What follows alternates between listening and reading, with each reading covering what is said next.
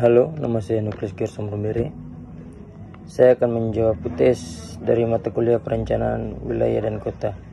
Soal pertama, jelaskan tujuan dan manfaat mempelajari mata kuliah perencanaan wilayah dan kota. Tujuannya adalah menciptakan kehidupan yang efisien, nyaman, serta lestari, dan pada tahap akhirnya menghasilkan rencana yang menetapkan lokasi dari berbagai kegiatan yang direncanakan, baik oleh pihak pemerintahan ataupun oleh pihak swasta. Ada beberapa manfaat perencanaan wilayah.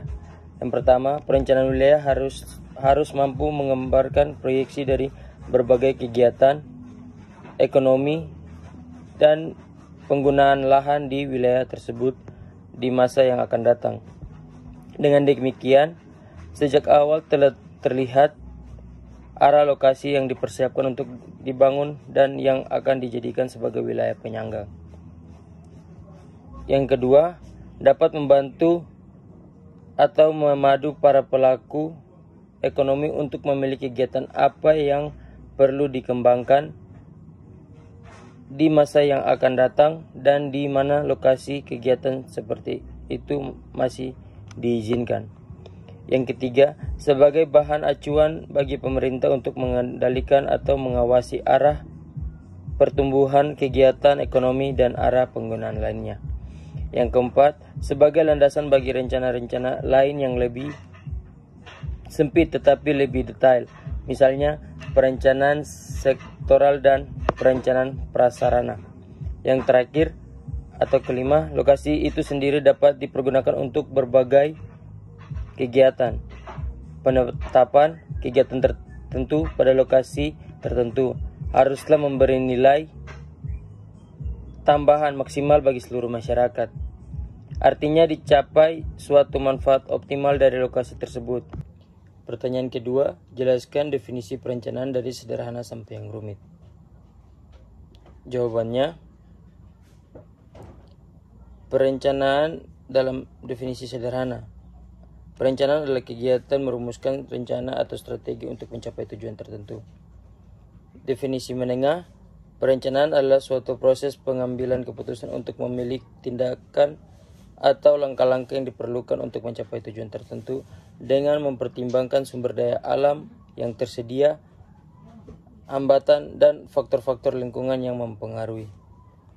Dan yang ketiga, definisi rumit. Perencanaan adalah sebuah sistem yang kompleks dari analisis, penilaian, dan pengambilan keputusan untuk mengembangkan strategi atau rencana yang mempertimbangkan variabel yang kompleks seperti perubahan demografis, sosial, ekonomi, dan lingkungan, serta mempertimbangkan faktor-faktor politik, hukum, dan kebijakan yang berpengaruh.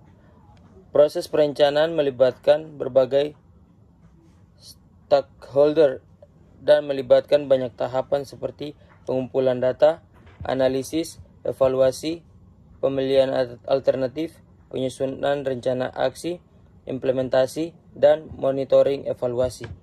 Pertanyaan ketiga, jelaskan jenis-jenis wilayah berdasarkan pandangan Clarkson dan pandangan Hanafiyah.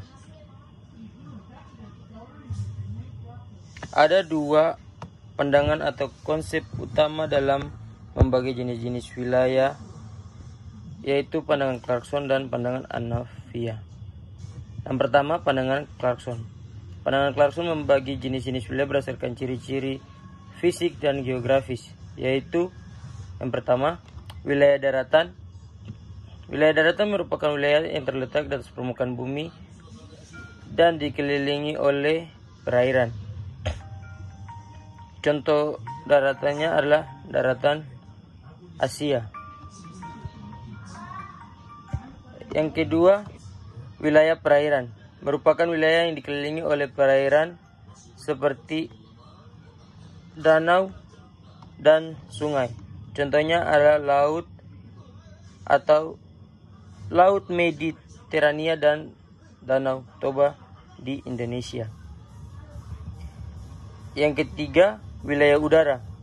Wilayah udara merupakan wilayah di atmosfer yang dihuni oleh manusia dan hewan. Contohnya adalah wilayah udara di atas kota atau wilayah udara di atas gunung. Yang kedua adalah pandangan Hanafiya. Pandangan Hanafiya membagi jenis wilayah berdasarkan aktivitas manusia, yaitu yang pertama, wilayah permukiman. Wilayah permukiman yang dihuni oleh manusia dan biasanya berisi tempat tinggal, perkantoran, pusat pembelanjaan, dan fasilitas umum lainnya. Contohnya adalah kota atau desa. Yang kedua, wilayah produksi. Wilayah produksi merupakan wilayah yang digunakan untuk kegiatan produksi atau manufaktur, seperti pabrik atau pertanian. Yang ketiga, wilayah transportasi. Wilayah transportasi merupakan wilayah yang digunakan untuk kegiatan transportasi dan mobilitas manusia dan barang, seperti jalan raya, jembatan, dan pelabuhan. Yang keempat, wilayah ekonomi. Wilayah ekonomi merupakan wilayah yang berfungsi sebagai pusat aktivitas ekonomi seperti pusat keuangan, perdagangan, dan industri. Yang kelima, wilayah lingkungan hidup. Wilayah lingkungan hidup merupakan wilayah yang memiliki keanekaragaman hayati atau sumber daya alam yang berharga seperti taman nasional atau kawasan konservasi. Dan yang keenam, wilayah administratif. Wilayah administratif merupakan wilayah yang dibatasi oleh batas-batas administratif suatu negara, provinsi, atau kabupaten kota. Wilayah administratif ini biasanya digunakan untuk memudahkan pengaturan dan pengawasan oleh pemerintahan. Pertanyaan keempat, jelaskan jenis-jenis kota dan cangkupannya.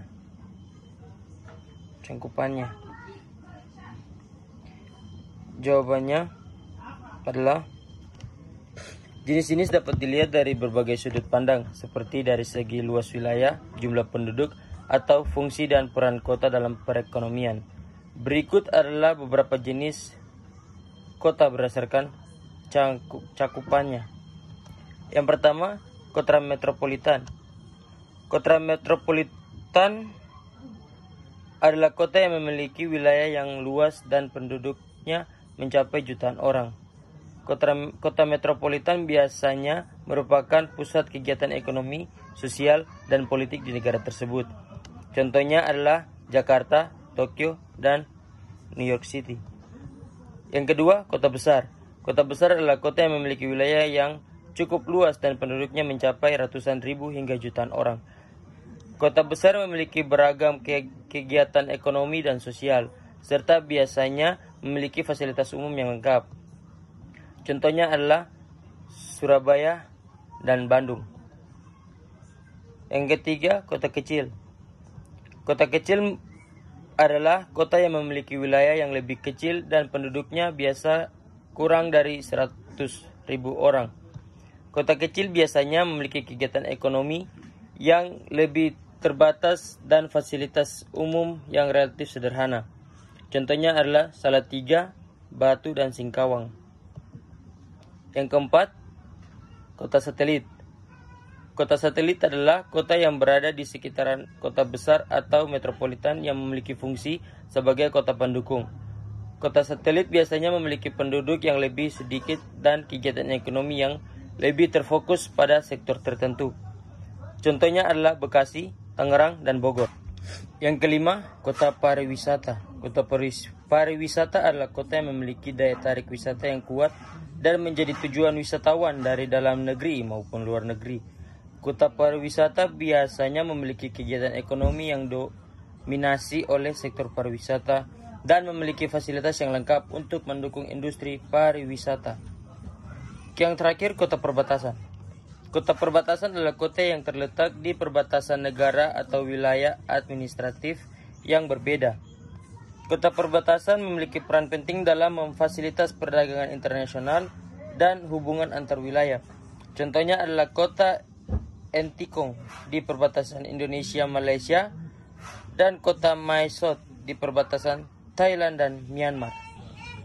Pertanyaan kelima, jelaskan pendapat masing-masing terkait tempat Anda berdomisili berdasarkan teori perencanaan dunia. Teori perencanaan dunia yang saya pakai yaitu adalah teori yang dikemukakan oleh von Thun. Von Thun adalah orang pertama yang membuat model analitik dasar dari hubungan antar pasar. Teorinya sendiri mencoba untuk menerangkan berbagai jenis pertanian dalam arti luas yang berkembang di sekeliling daerah perkotaan yang merupakan pasar komoditi pertanian tersebut. La berpendapat bahwa bila suatu laboratorium dapat diciptakan berdasarkan atas 7 asumsi, maka daerah lokasi jenis pertanian yang berkembang akan mengikuti pola tertentu.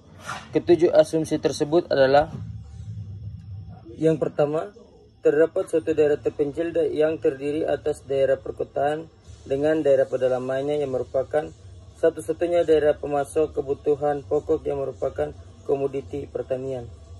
Ya, kalau bisa dilihat di sini itu antar Arso dan Kota Jayapura. Yang kedua, daerah perkotaan tersebut merupakan daerah penjumlahan kelebihan produksi, daerah pedalaman dan tidak menerima penjualan hasil pertanian dari daerah lain. Nah, di sini kalau bisa kita lihat masih 50-50 ya. Di Jayapura bisa menerima dari Arso, tapi juga dapat menerima dari pertanian dari daerah lainnya.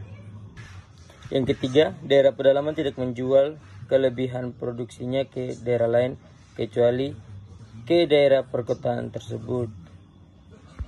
Nah, di sini kalau mau dilihat, Arso dan daerah sekitarnya semua membawa hasil panen mereka ke daerah terdekat yaitu Kota Jayapura.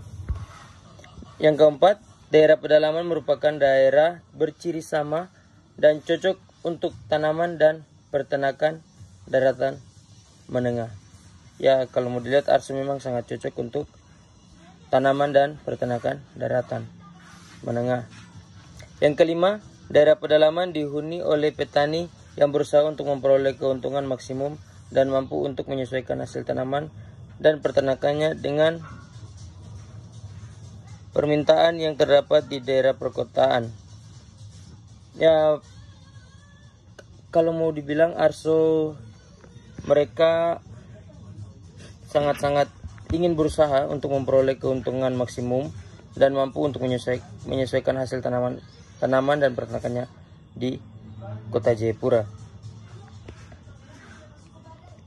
Dan yang keenam, satu-satunya angkutan yang terdapat pada waktu itu adalah angkutan darat berupa gerobak yang dihelai oleh kuda.